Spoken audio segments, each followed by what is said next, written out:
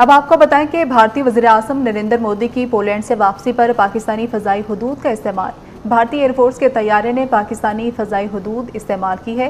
Civil aviation ज़राए के मुताबिक ये जो शोर मचा ना कि जी मोदी साहब हमारी फजाई हदूद में से निकल गए, किसी ने खिलाफ वर्जी लिखा, मैंने पढ़ा। नरेंद्र मोदी जो हैं उनके प्लेन को पाकिस्तान एयर स्पेस दी और वो पोलैंड से न्यू दिल्ली जाने के लिए उन्होंने एयर स्पेस की रिक्वेस्ट की थी और वो स्पेस जो है वो दी गई और मोदी जी जो है वो पाकिस्तान में से अपना प्लेन लेकर गुजर गए। की करंट है पाकिस्तानी। सोचने की बात यह है कि मोदी साहब के एयरक्राफ्ट के लिए, मोदी साहब की वापसी के लिए पाकिस्तान की एयर स्पेस का ही इंतखाब क्यों किया गया? देखिए, नरेंद्र मोदी को कोई मूड नहीं है पाकिस्तान से बात करने का। ये मैंने जब नरेंद्र मोदी थर्ड टर्म में आए थे तो हमने ये एक तासुर देना शुरू किया था कि लेगेसी नरेंद्र मोदी को छोड़ने का शौक है।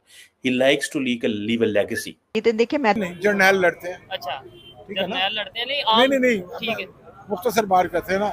जब जंग होती है तो कौन लड़ता है? फौजी लड़ता है, जर्नैल और जब सुलह की बात करनी होती है तो कौन जाते हैं? पॉलिटिशियन जाते हैं। तो इसका मतलब ये है कि अगर आप चाहते हैं कि जमीन पर अमन की बात हो तो डेमोक्रेसी को लेके मोदी साहब का यूक्रेन में जाना, असल बात यह है कि यूक्रेन को पूरे यूरोप और पूरे अमेरिका ने आसरा करवाया, सपोर्ट करने का वादा किया, मगर बाद में उसे बिट्रे करके मरवा। बात नहीं करेंगे, हम एक दूसरे के साथ काम नहीं करेंगे, एक दूसरे के साथ जरा भी बात नहीं करेंगे। लेकिन हुआ ये कि जी मोदी जी को जाना पड़ गया पोलैंड, और पोलैंड से जब मोदी जी आ रहे थे तो उनको जाना पड़ गया दिल्ली। जाहिर है तो दिल्ली के लिए उन्होंने रूट लिया और जो रूट लिया वो जी गुजर रहा था पाकिस्तान से, और इस तरह से उनको पाकिस्तान ना करके भी पाकिस्तान की एयर स्पेस इस्तेमाल करनी पड़ी और पाकिस्तान से गुजर के जाना पड़ा। अब कोई अगर हमारी एयर स्पेस इस्तेमाल करे तो जी हम लोगों की जो है वो यकीनन हमारी क्या कह लीजिए कि हमारी जो फीलिंग्स हैं, हमारी जो दुआएं हैं, हमारी जो मुस्कुराहटें हैं वो उन लोगों तक पहुंच ही जाती, चाहे वो प्लेन में ही क्यों ना जा रहे हो।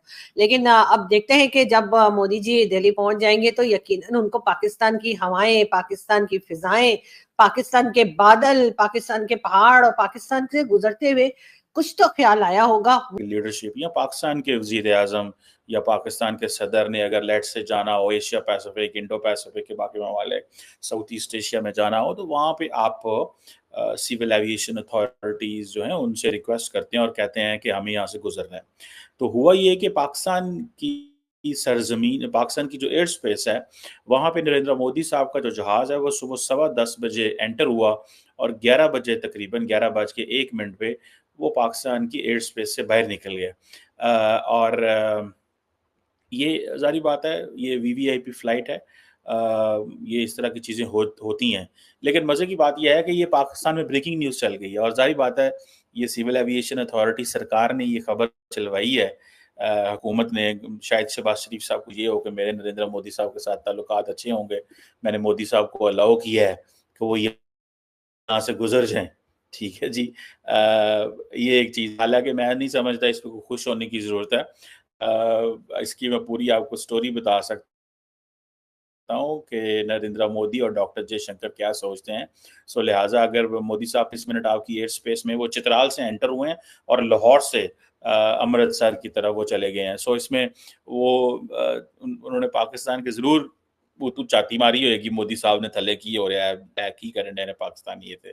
चलो, वह तो वो चाती मारना मीन्स के देखना या नज़र, जैसे ये तस्वीर में आप देख रहे हैं, ये is looking somewhere in the mountains और कुछ जो है वो बर्फ-शरफ वो पाकिस्तान में। तो चित्राल में जब वो एंटर हुए होंगे मोदी साहब तो बड़ी खूबसूरती उनको नज़र आई होगी, जैसे उनके अपने नॉर्दर्न एरियाज़ हैं या कश्मीर हैं या ये इलाके जो हैं।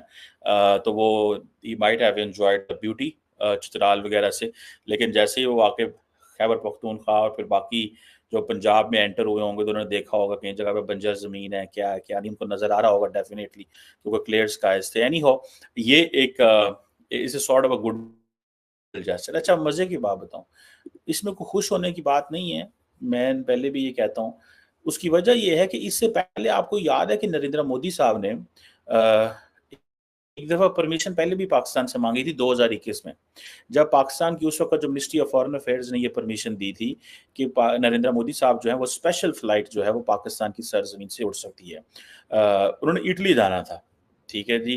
और ये 2021 की बात है, इटली में G20 समिट हो रही थी और उन्होंने ये कहा कि हम जहाज़ का इस्तेमाल करेंगे और इस्लामाबाद ने की सरकार ने परमिशन दे दी।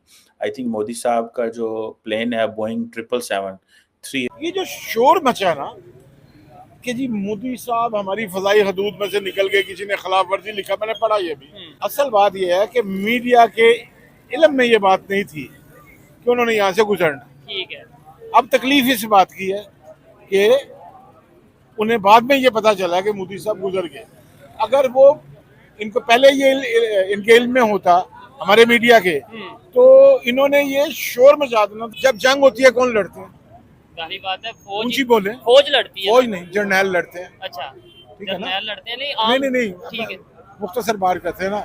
जब जंग होती है तो कौन लड़ता है? फौजी लड़ता है, जर्नैल। और जब सुलह की बात करनी होती है तो कौन जाते हैं?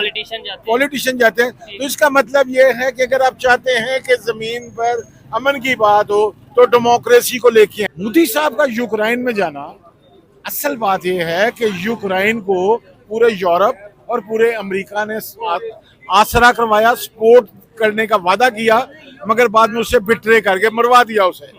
तो इस हालात में यूक्रेन की जो गवर्नमेंट है, जो उसका प्रेसिडेंट है, वो यूरोपियन लीडरशिप और अमेरिकन लीडरशिप पर रिलाय करने के लिए तैयार नहीं था। खून अपना हो या पराया हो, नस्ल आदम का खून है आखिर।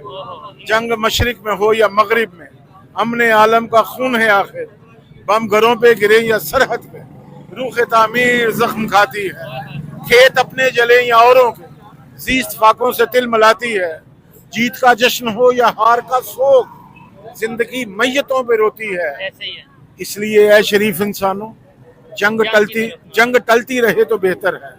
आप और हम सभी के आंगन में शम्मा जलती रहे तो बेहतर है। जंग के और भी तो मैदान हैं, सिर्फ मैदान कश तो हो ही नहीं। हासिले जिंदगी खिरत भी है, हासिले जिंदगी जुनू ही नहीं।